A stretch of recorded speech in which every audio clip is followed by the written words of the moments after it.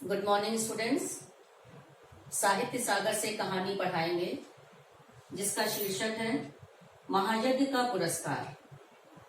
यह कहानी हिंदी साहित्य के यशस्वी कथाकार यशपाल जी द्वारा लिखी गई है।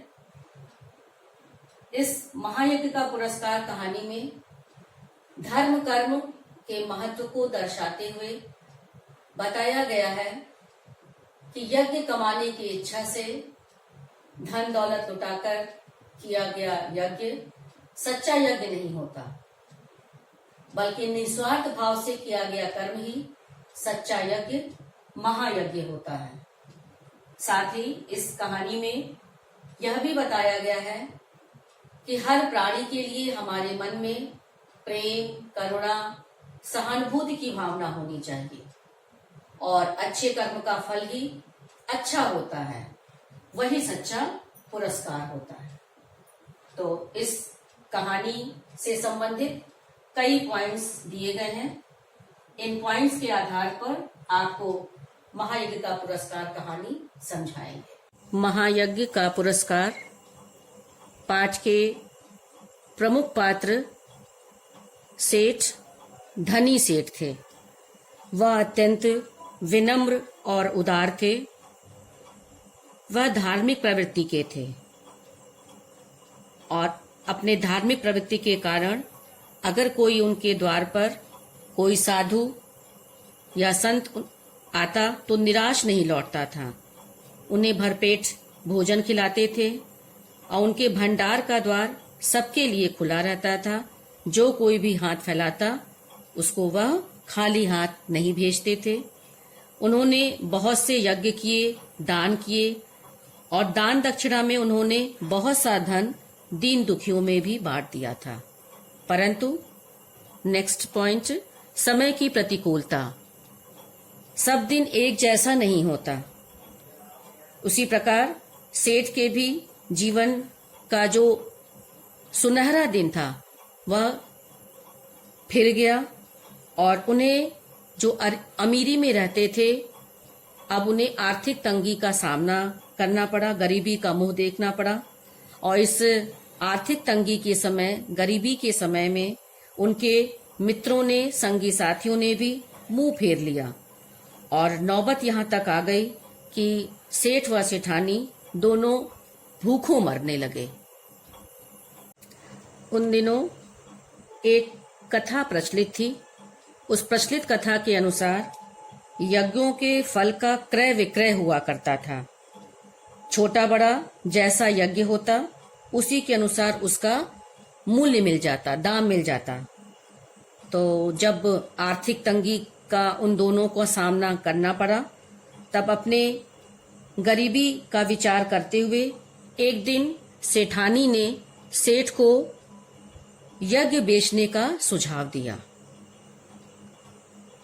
आगे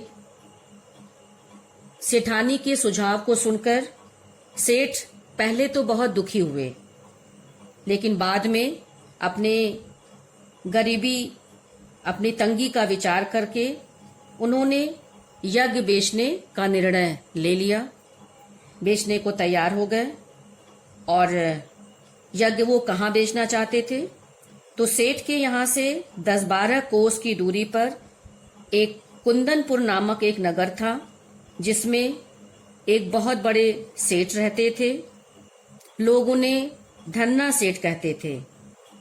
धन की उनके पास कोई कमी नहीं थी, इसलिए बेचारे मजबूर सेठ को उन्हीं के हाथ यज्ञ बेचने का निर्णय विचार करना पड़ा।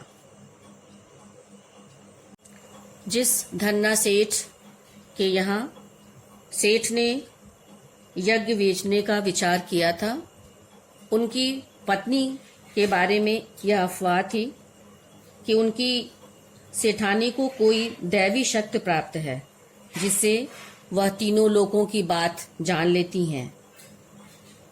यह सब जानते हुए यह सेठ ने कुंदनपुर की ओर प्रस्थान किया। मंजिल दूर की थी और सेठानी के घर में खाने को कुछ भी नहीं था। तो सेठानी जैसे तैसे पड़ोसी से थोड़ा सा आटा मांग लाई और रास्ते के लिए 4 मोटी मोटी रोटियां बनाकर पोटली में बांधकर उन्होंने सेठ को दे दिया। सेठ को दूरी तय करनी थी, इसलिए वह सुबह तड़के उठे और कुंदनपुर की ओर चल दिए। गर्मी का समय था।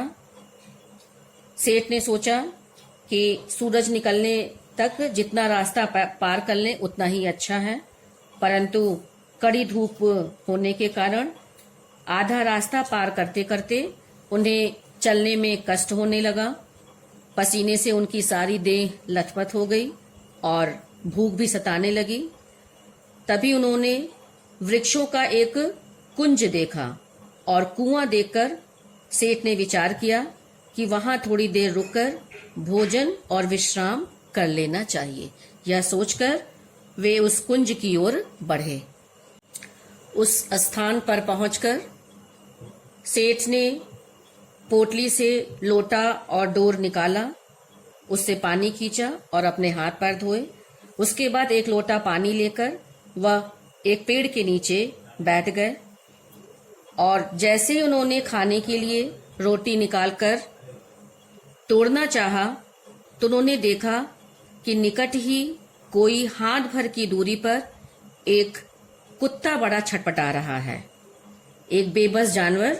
उसकी दयनीय दशा के बारे में लेखक ने बताया कि बेचारे का पेट कमर से लगा था और सेठ को रोटी खोलते देख वह बार बार अपना गर्दन उठाता, परंतु दुर्बलता के कारण, कमजोरी के कारण उसकी गर्दन गिर जाती थी। उस बेबस जानवर की दयनीय दशा थी।